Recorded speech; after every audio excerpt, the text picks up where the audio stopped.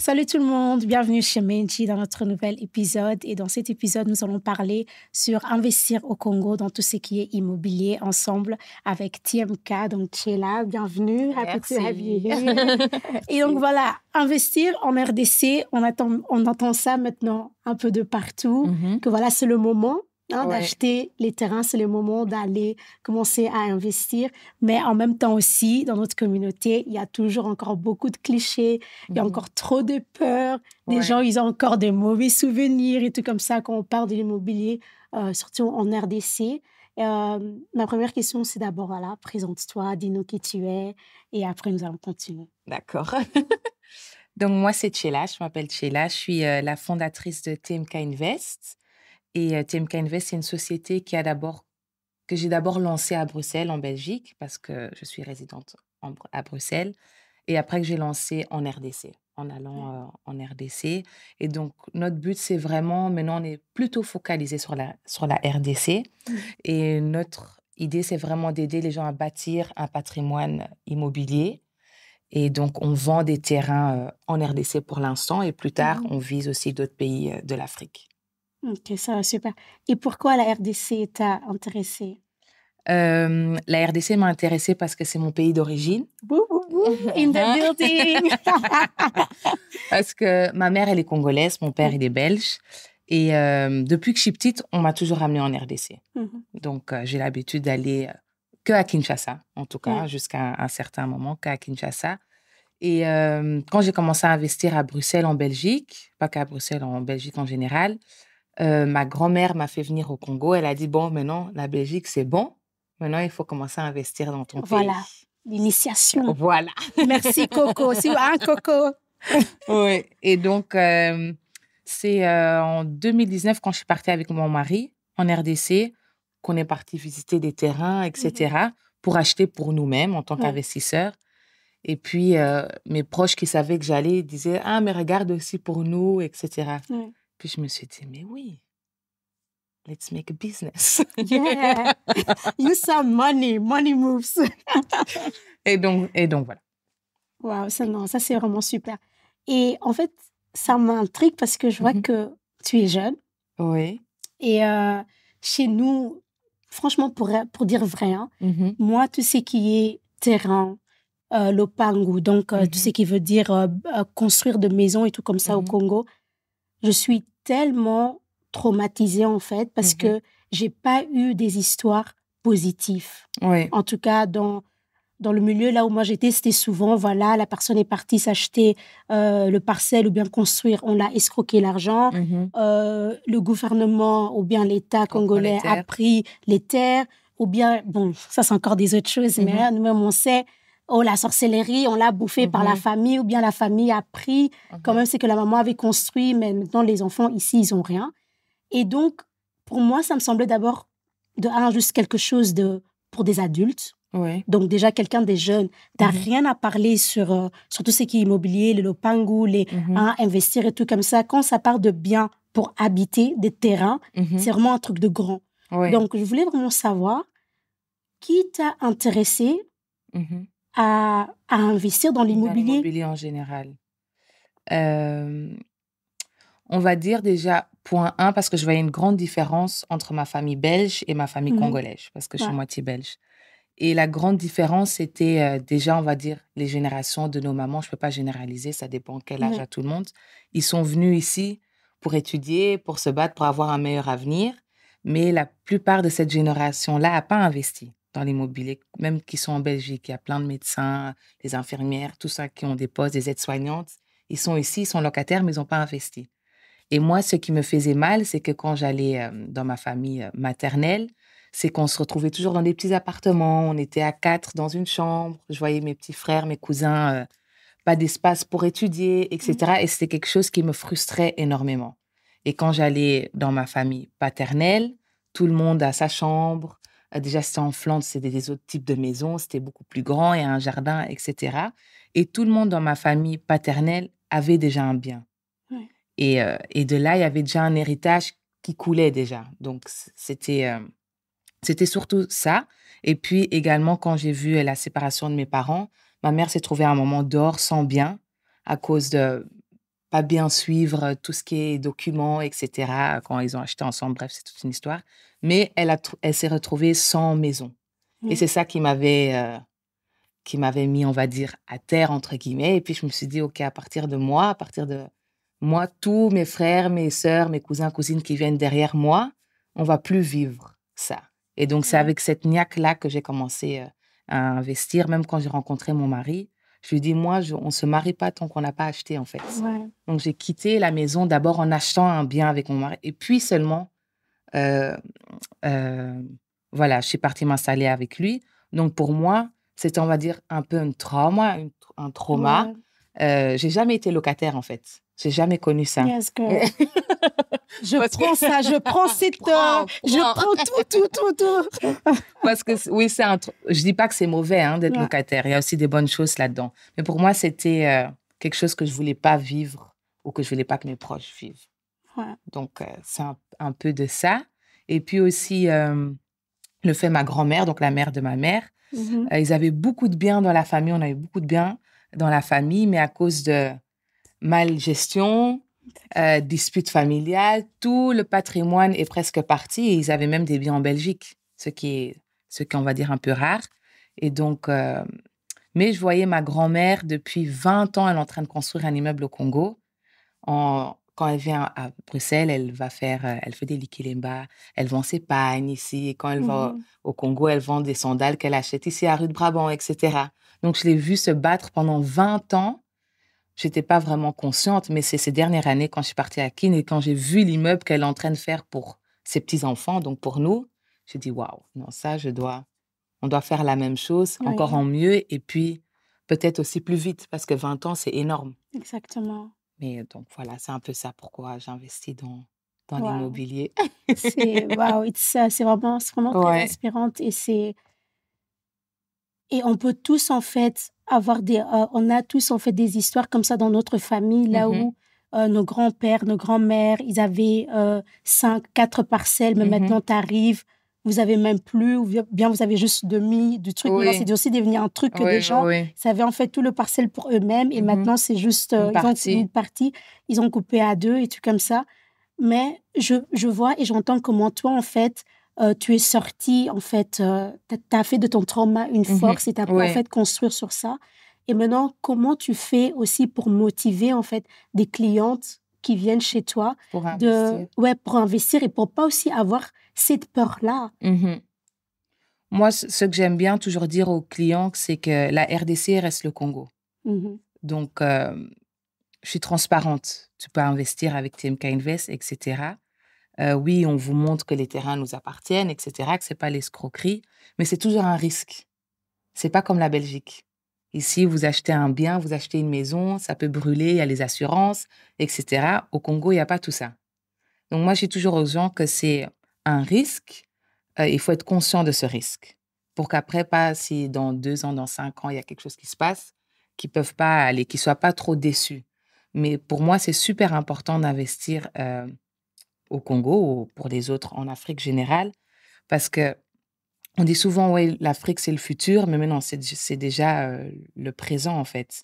Et au Congo, on peut déjà investir dans des terrains, OK, c'est pas en ville, mais vous avez déjà des terrains à $2 500, à $3 000, à $3 500. Et c'est quoi quand on est en Europe? C'est presque rien. C'est 1 mois ou 2 mois de salaire de quelqu'un, ou si vous mettez chaque mois un peu de côté, c'est possible. Donc moi, j'encourage vraiment les jeunes et même les plus âgés, je vais dire, à investir en RDC, mais en sachant que ça reste toujours, il y a toujours un risque qui va avec. Je ne vais pas mentir. Je vais pas je vais pas dire que tout est possible. Moi aussi, on m'a déjà arnaqué. J'ai aussi déjà été arnaquée par des avocats, etc. Mais it's part of it, ça fait partie. Mais nous, on est là pour que vous n'avez pas ces mêmes contraintes que nous, on a vécues. Donc, on met beaucoup de choses en place pour que vos terrains ne soient pas volés, etc., et qu'il n'y a pas d'escroquerie. Oui, et quand tu parles en fait de ce risque-là, je peux quand même comprendre que pour un jeune qui habite ici, entendre que, voilà, tu peux acheter, ça peut être beau, mais, tu vois, je peux quand même comprendre qu'alors les jeunes se disent, alors on va pas le faire parce que le risque que tu dis sont quand même de risques, c'est très grave, tu vois. Genre, si ta maison brûle, il y a pas d'assurance, il y a pas tout ça. Et après, tous les rumeurs et tout le cliché qu'on entend, le Congo est déjà vendu. Tous les terrains que vous allez même acheter, ça sert à rien parce que ça n'appartient même plus à la RDC et tout comme ça. Et puis, il y a toujours des étapes comme ça que j'ai jamais entendu. C'est comme si à chaque fois que je cherche des informations, il y a toujours de nouvelles étapes qui se font au Congo, qui s'ajoutent pour avoir en fait le terrain. Alors, on a aussi trop entendu de côté négatif. Est-ce que tu peux quand même nous dire, malgré les risques, quels sont vraiment des bons côtés pour aller investir dans l'immobilier au Congo? Ben, je dirais déjà, comme tu disais, les gens disent, oui, la RDC, ils n'ont plus de terrain. Ben, si vous continuez, vous investissez pas, oui, vous aurez plus de terrain. Parce que quand on va au Congo, on voit beaucoup de Libanais, d'Asiatiques qui investissent et qui ont des immeubles. Les plupart des grands restaurants, etc., les gros immeubles, ça ne nous appartient même pas. Donc, rien que pour ça, il faut déjà commencer de changer de mindset et de commencer à investir en RDC. Parce que si les gens continuent à toujours avoir peur, tout ce qui peut arriver, etc., ben, vous êtes déjà locataire en Belgique ou en Europe, bientôt, vous serez aussi locataire chez vous. Et ça... Ça, c'était super fort. I felt that. J'ai mal maintenant.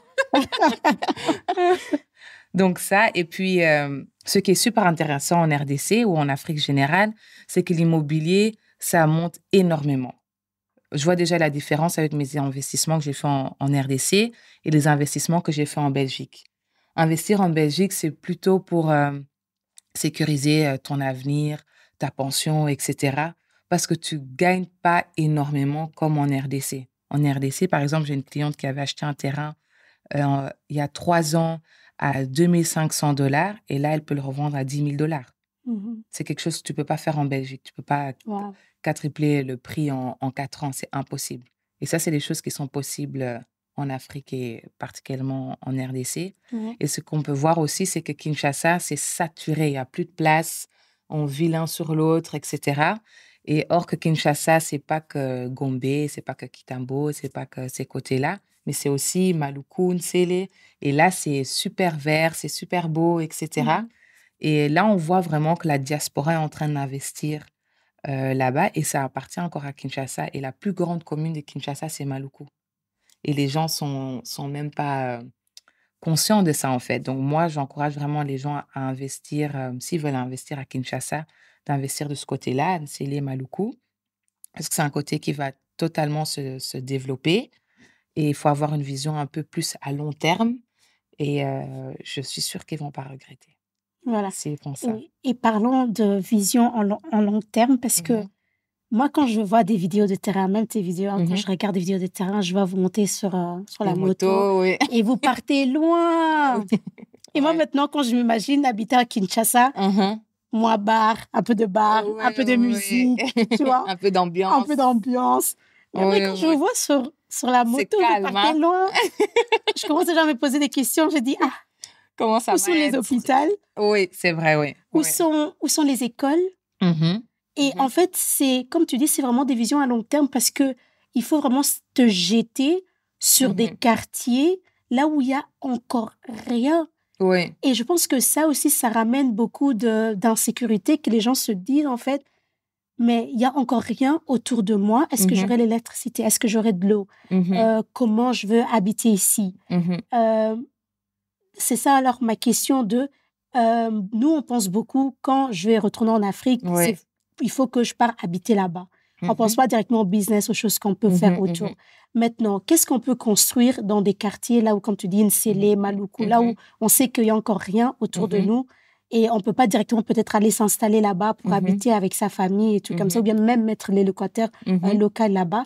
Quelles sont des activités qu'on peut faire quand on construit dans des villes comme Nsele, Maluku et tout comme ça? Ben déjà, après, je ne sais vraiment pas s'il n'y a pas des écoles et des hôpitaux. C'est juste comme moi, je vois les terrains, je ne vois rien autour et je ne comprends pas. Donc, si vous pouvez expliquer. Après, nos terrains qui sont à Nsele, c'est vrai qu'ils sont loin de la route principale. Mais quand les gens vont visiter, ils voient que ça se développe déjà jusqu'à la moitié de la route qui va jusque là-bas, qui va jusque sur les terrains que nous, on a. Mais après, Nsele, c'est hyper grand. quand vous êtes à Nsélé, plus vers la route nationale 1, c'est déjà habité, il y a des magasins, il y a des bars, on peut manger, etc. Mais c'est vrai que quand on rentre vraiment à l'intérieur, là-bas, c'est un peu, il y a moins de choses. Donc là, oui, effectivement, il manque des hôpitaux, il manque des restaurants, il manque des choses. Ce qui est bien, c'est que à côté de nous, il y a beaucoup de la diaspora de la France qui a investi dans nous, notre cité, ça s'appelle Cité Claire, que j'ai fait pas toute seule, que j'ai fait avec Roberto de CTDRC IMO. C'est avec lui que j'ai commencé d'ailleurs. Et à côté de nous, il y a aussi la cité diaspora. Et eux, comme leurs clients à eux sont plus âgés que nous, on attire plus des jeunes pour l'instant, ben, eux, ils ont déjà commencé à construire. Donc là-bas, elle a déjà fait des petits restaurants comme ça, des maléwa, etc. Mais c'est vraiment des choses qui sont encore à faire. Même tout ce qui est touristique, des beaux hôtels, etc. Parce que là-bas, ça sera encore plus beau qu'à Kinshasa même. Donc oui, il y a encore beaucoup à faire. C'est pas qu'on peut... pour moi, on peut déjà vivre dans certains coins de Nsélé et Maluku, mais pas les terrains que nous, on vend à Nsélé. Là, je suis transparent là-dedans. Mais si vous avez... Parce qu'il n'y a pas que TMK Invest en RDC, il y a aussi d'autres agences qui vous proposent des terrains ou des maisons plus près de la route nationale, mais bien sûr, c'est un autre prix. Ouais, mais on parle vraiment de la différence de balade. On parle quand même, nous, on vend pour l'instant à 3 500 à Nsélé, à partir de 3 500. Il y a d'autres qui peuvent vous vendre à 15 000 à 20 000 $ le terrain. Mais on parle pas de 3-4 kilomètres de différence, c'est pas beaucoup. Wow. Et on ne sait pas encore quand la route et la tout ça. route et l'électricité, un peu, genre, que ça soit vivable, en fait, à Cité Claire, c'est ça? Oui, c'est ça. Mais la route, elle est, le gouvernement l'a déjà commencé. Donc ça, c'est une bonne chose. Ça a commencé, je pense, il y a 1 mois, il y a 1 mois et demi. Après, espérons qu'ils vont la finir, parce que ça, on ne sait jamais. Est-ce que vous avez commencé ça très vite? Donc, ça va déjà faire une grande mise en valeur. Après, même s'il y a l'électricité, moi, je conseille toujours de mettre des panneaux, d'avoir un groupe électrogène, parce que même en ville, il y a l'électricité, mais j'étais là, mois passé, à Kinshasa, et on a eu une demi-journée sans électricité. Donc, ça ne change pas grand-chose. Je pense que chacun doit mettre de soi et trouver des plans B, C pour toujours avoir l'électricité. Mais je pense déjà d'ici 5 ans, il y aura déjà une grande différence. Ouais. Et les gens qui viennent quand même pour acheter à Cité Claire, c'est quoi alors les activités qu'ils recherchent? Ou bien ils réservent, ils achètent et ils attendent un peu voir ce qui va se passer ça dépend de client en client. Il y en a qui ont acheté au début et qui ont déjà revendu avec une plus-value. OK. Il y en a qui achètent, qui veulent encore attendre parce que maintenant qu'il y a la route qui se fait, donc les terrains vont encore augmenter. Oui. Il y en a qui veulent faire leur deuxième résidence là-bas. Il y a une qui veut aussi créer un hôpital, donc ça, c'est super. Ouais. Puis il y a ton projet à toi. Ouais. Et donc voilà. Mais c'est plus des gens qui se disent comme résidence secondaire. Parce que c'est vraiment un lieu avec une vue qui est magnifique. Et c'est près des lieux touristiques, en fait. Donc, Parc de la Vallée, Safari Beach, les pieds dans l'eau, etc. Tout se trouve de ce côté-là. OK, merci. Et là, tantôt, tu as dit que vous attirez plutôt beaucoup plus de jeunes pour acheter les terrains. Et même si tous les jours, on insulte notre génération congolaise de la jeunesse, qu'on n'investit pas, mais je compte sur toi maintenant pour nous dire que c'est pas vrai. On investit et on construit, on est là. Effectivement, la plupart de nos clients sont des jeunes. Tu peux un peu donner une tranche d'âge? La plus jeune, elle a acheté, c'était une de nos premières clientes, elle a acheté à 17 ans. Wow! Ouais. Donnez-moi son nom maintenant. Shout out! Elle était de Paris et c'est elle aussi la première qui a fait la mise en valeur, qui a commencé à construire, etc. À 17 ans? Oui, ouais. À 17 ans, oui. Avec quel argent? Argent d'étudiant. Wow! Ouais. Yeah. Ouais. Et donc, ça varie entre 17 et 30 ans. Mais maintenant, il y a, comme TMK Invest a maintenant 2 ans environ, les autres générations commencent aussi à nous faire confiance. Oui. Donc, c'est ça qui est bien. Mais c'est les clients aussi qui sont plus compliqués. C'est ça. Mais c'est ça aussi que j'allais dire parce qu'en fait, quand moi, je t'ai vue, je dis, elle est tellement jeune. dans tout ce qui est immobilier, une maman, un tonton va arriver devant toi. Ah non, petit toi, tu sais rien. Oui. Et donc, voilà, pour gagner la confiance et tout, je me disais bien que ça devait pas être non, facile. C'est pas facile. C'est pas facile, mais bon.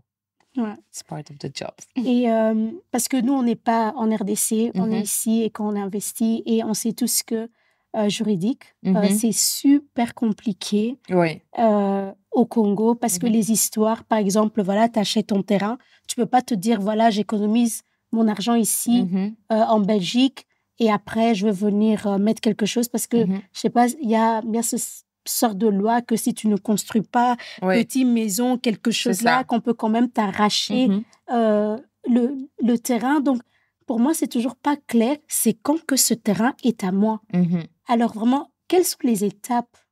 Donc, en fait, si vous achetez chez nous, il faut donc d'abord acheter le terrain, en sachant que chez nous, vous pouvez payer par mois. Donc, les gens peuvent, ça peut aller jusqu'à 1 an pour solder le terrain. Et après, le client doit faire une mise en valeur. Et c'est ça le problème chez la diaspora. C'est qu'ils achètent des terrains, mais ils ne font pas de mise en valeur. Mise en valeur, c'est construire quelque chose en briques. Ça ne peut pas être avec des tôles, ça doit être en briques.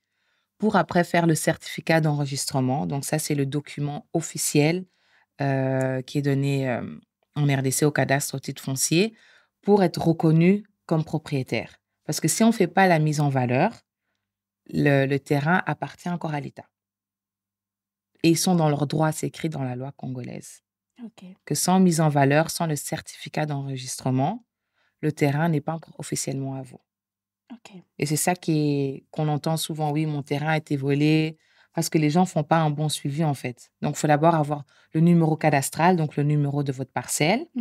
Après, soit vous faites directement une mise en valeur pour après avoir le certificat d'enregistrement, ou vous attendez, si vous n'avez pas encore les moyens de faire cette mise en valeur, alors vous pouvez avoir un contrat de location. Ce n'est pas un contrat de bail, c'est vraiment un contrat de location que vous recevez en RDC chez l'État. Et ça veut dire que vous louez, soi-disant, votre propre terrain que vous avez payé parce que vous avez 3 ans pour faire cette mise en valeur. Au moins, vous avez déjà des documents que ce terrain vous appartienne. Mais le papier le plus important, c'est le certificat d'enregistrement. Et c'est ce que les gens ne font pas, souvent.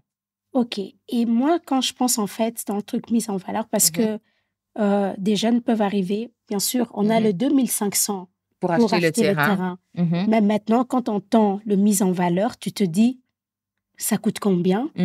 Ça veut dire quoi? Est-ce que tu peux nous donner une idée, en fait, de combien ça peut coûter, le mise en valeur? Donc, ça peut coûter entre 2000 et 3500 $. Ça dépend avec qui vous le faites. Et en fait, si vous avez, par exemple, un terrain de 400 mètres carrés, cette mise en valeur, ça doit faire 16 mètres carrés environ. C'est pas beaucoup, hein? C'est même pas 10% de votre terrain. Donc, c'est vraiment une petite maison pour, par exemple, mettre un gardien ou vos travailleurs ou un lieu de stockage. C'est comme la grandeur d'un turnhouse. Je ne sais pas comment on dit ça en français. Maison de jardin. Oui, maison de jardin, mais alors fait en briques. Et voilà. Et c'est ça qu'il faut faire. Donc, ça, c'est entre 2500 et 3500 $.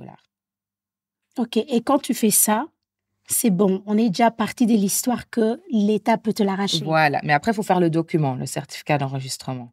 Donc, ça, c'est nous qui le faisons. OK. On vous accompagne là-dedans. Et quand vous avez ce document-là, le terrain est à vous. OK. Mais quand on parle de documents au Congo, nous tous on le connaît. Donc, ça veut dire les heures d'attente. De signature de la dame qui est d'abord dans son salon, elle va venir. Exactly. Pour venir signer ton document. Et il faut d'abord passer un peu d'argent là-bas, passer un peu d'argent à gauche pour que ton dossier puisse un peu remonter sur le truc. Donc, voilà. Et quels sont les frais dans tout ça? Est-ce qu'il y a des frais vastes ou bien c'est encore aussi quelque chose qui tourne, qu'il faut encore payer des extras? Parce que c'est ça aussi le problème. Oui, c'est ça qui est chiant avec le Congo. C'est pas assez réglementé, on peut dire. Mais pour ça, c'est pour ça que nous, on est là. Donc, nous, on accompagne vraiment les clients avec toutes les étapes. Et même pour ce certificat d'enregistrement, nous, on l'a mis à 800 $ pour que quand on demande quelque chose à côté, c'est déjà inclus. Tout est inclus dedans. S'ils demandent encore plus, ça sera... Mais c'est les ghettos, je suis désolée, ça c'est les ghettos. On met déjà les watabi ici dans les prix. Oui. Parce qu'il y a toujours des problèmes. Le Je suis policier, transparente, hein, je le préfère policier qui va vous arrêter pour ça aussi déjà. Parfois même, c'est plus, mais nous, on met ça à ce prix-là pour que nous aussi, on puisse se retrouver parce que c'est plusieurs fois aller au cadastre, c'est plusieurs fois aller là-bas, chercher la signature, etc. Et généralement, ça prend 3 mois. Et merci à nos premiers clients parce qu'eux, ils ont dû attendre 5 mois, 6 mois. Waouh. Mais maintenant, on peut l'avoir en 3 Mais ça, ce sont des choses que des agences immobilières au Congo, ils peuvent rien faire. C'est ça le système. C'est l'État. Oui, c'est le cadastre, c'est les titres fonciers, etc. Donc ça coûte, ça c'est 800. Oui, chez nous. Après, peut-être il y a d'autres agences, c'est peut-être moins, c'est peut-être plus. Je sais pas. Mais en tout cas, chez nous, c'est comme ça. Wow. Et je suis aussi curieuse de savoir quels sont les projets que vous recevez le plus souvent. Comme vous avez aussi un public qui est beaucoup plus jeune, j'ai un peu envie de savoir qu'est-ce que la diaspora jeune de la Belgique est en train d'entreprendre au Congo. Moi, ce que j'ai déjà remarqué, c'est qu'on a plus de clients français que belges. La diaspora, je sais pas comment ça se fait. Et la Belgique est toujours en retard. Wake up! Wake up! Je sais pas comment ça se fait, mais la plupart, c'est pour soit faire Airbnb, hôtel, maison, à long terme ou revendre à long terme. Donc, il y a plusieurs projets. Ouais, il y a différents projets. Après, on n'est pas qu'à Ansele, on est aussi à Maluku et on est aussi à Kasangulu. Ça m'a étonnée parce que c'est au Congo central. On va dire pour les anciens, ils disent le Bas-Congo. C'est les terrains qu'on a vendus le plus rapidement. Je n'ai pas compris pourquoi ça a attiré autant de monde. Et bientôt, on est déjà à Mwanda, mais on n'a pas encore mis les terrains en vente. Nous, on veut vraiment les 26 provinces. J'aime trop le mandat parce que c'est ça aussi, il faut vraiment se dire que le Congo, c'est pas que Kinshasa, il faut pas seulement s'arrêter là. Moi, j'étais à Mwanda et, mon Dieu, le calme. Ouais, après, tu peux vite faire manquer le mouvement de Kinshasa. Ouais. Moi, poulet maillot, mais il y a aussi les poulets maillot à Mwanda. Mais voilà, mais c'est vraiment super intéressant que tu parles aussi qu'il y a aussi vraiment d'autres endroits qu'il faut aller et investir au Congo.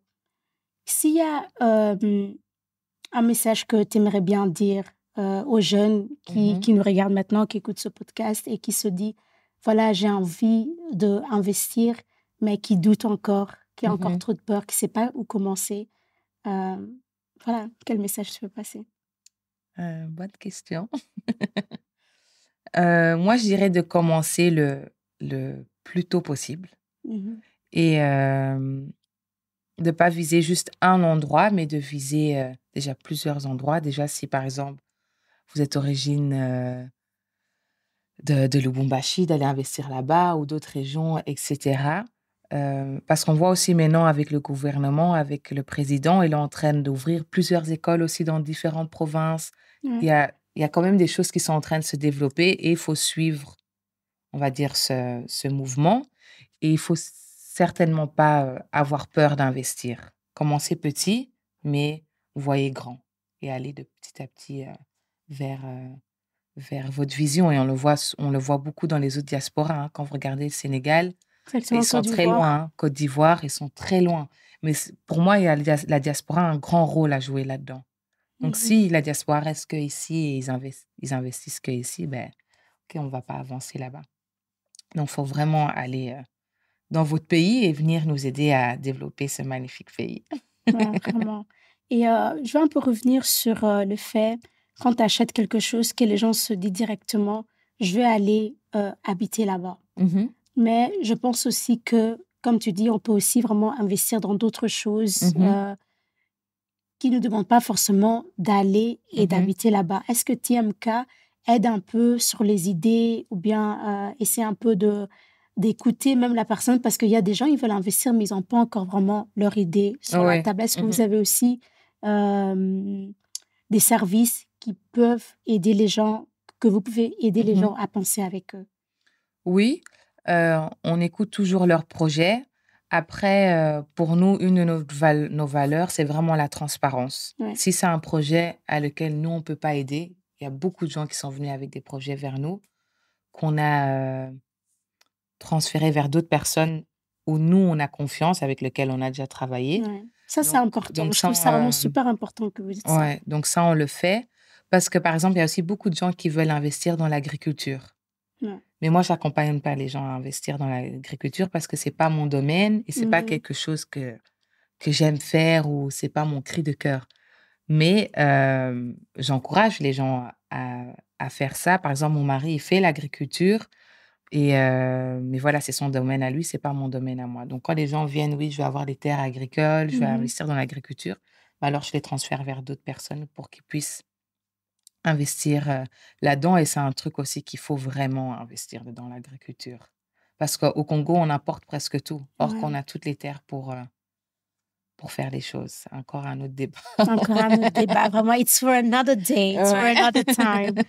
Et un truc aussi que je veux te demander, c'est que tu es jeune, tu as 30 ans, et tu travailles déjà à Kinshasa, au Congo, et surtout sur l'immobilier. C'est pas du tout facile. Et on sait tous Kinshasa, hein?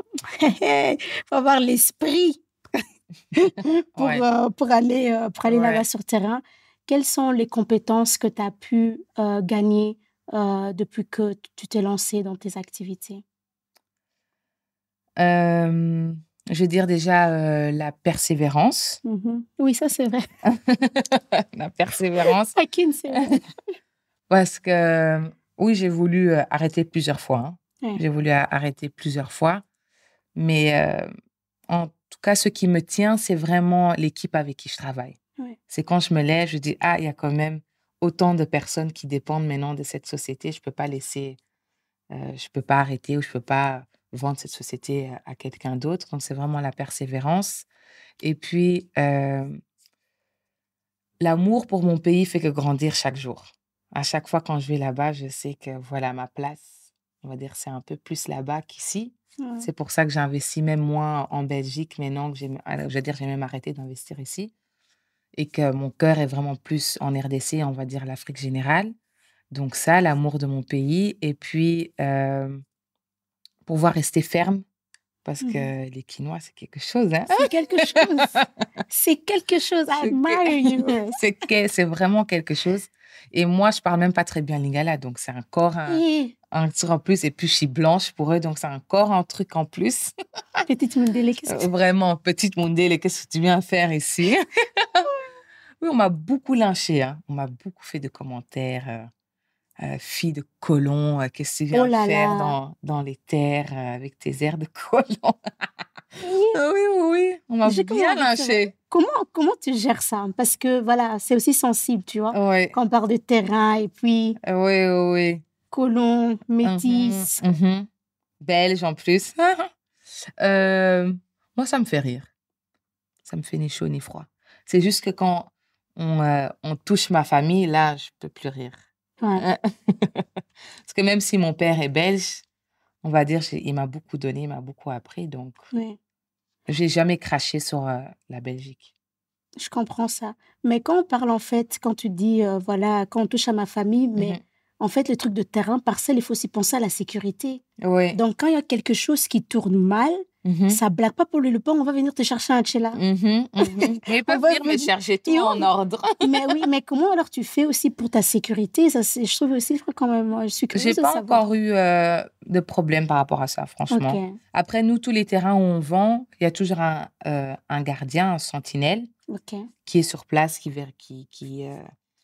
surveille les terrains, etc. Mais j'ai pas encore eu de problème où... on vient te chercher, on vient me chercher. Ils ont qu'à venir, il n'y a pas de problème. Il ne faut pas chercher ça. Nous, on ne veut pas ça, pardon. Non, mais je ne me laisserai jamais faire. Ouais. Mais c'est ça, tu sais ce que tu viens de dire là, je ne me laisserai jamais faire. Ça, c'est très important quand vous partez au Congo. Il faut vraiment vous mettre ça dans la tête. Oui. Ça, c'est un truc que je suis en train de m'entraîner. Je suis en train de m'entraîner vraiment pour me dire ça parce que... Et je ne pense pas aussi que ça a été 1, 2, 3, parce que quand la police, par exemple, t'arrête, t'as rien fait, juste parce qu'on voit, comme tu as dit, t'es métisse, tu ne sais pas parler lingala, et voilà, ils veulent venir pour t'escroquer et tout. Les premières fois, voilà, t'as peur. Comment? Oui, c'est vrai. À chaque voyage, on m'arrête. Hein. Oui, à chaque voyage, on m'a déjà arrêté. Ouais. Même si nous, déjà, nous, dès qu'on voit la voiture, on voit juste ta tête. Même moi qui parle le lingala, qui tout le monde dit, ah, bravo, Bichi, parle le lingala, c'est ici. dès que j'arrive là-bas, ce lingala-là est déjà un peu compliqué. Ouais. Donc, voilà. Mais moi, je trouve que ça, c'est plutôt à Kin. Quand je suis partie à Mwanda et à Kasangulu, j'ai pas eu de soucis. Merci. Personne n'est venu m'embêter, on m'a pas arrêté, rien.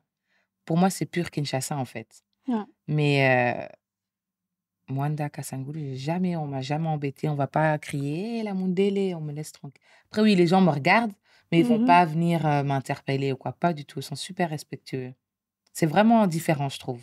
Oui, mais tu vois, comme tu as dit, genre la persévérance et que voilà, tu te laisses pas faire. Ça aussi, c'est quelque chose que je me dis, beaucoup de jeunes qui ont aussi vraiment peur d'aller investir au Congo, ils se disent, mais est-ce que je veux avoir, en anglais on dit thick skin, est-ce que je veux vraiment savoir me défendre, mais c'est des choses que tu apprends en fait. Oui. Avec le temps, voilà, tu te mets, tu t'apprends et ça va. Oui, c'est vrai. Et après, on est aussi congolais, hein, donc je pense que c'est un peu dans le sang. Oui, nous aussi, on a ça.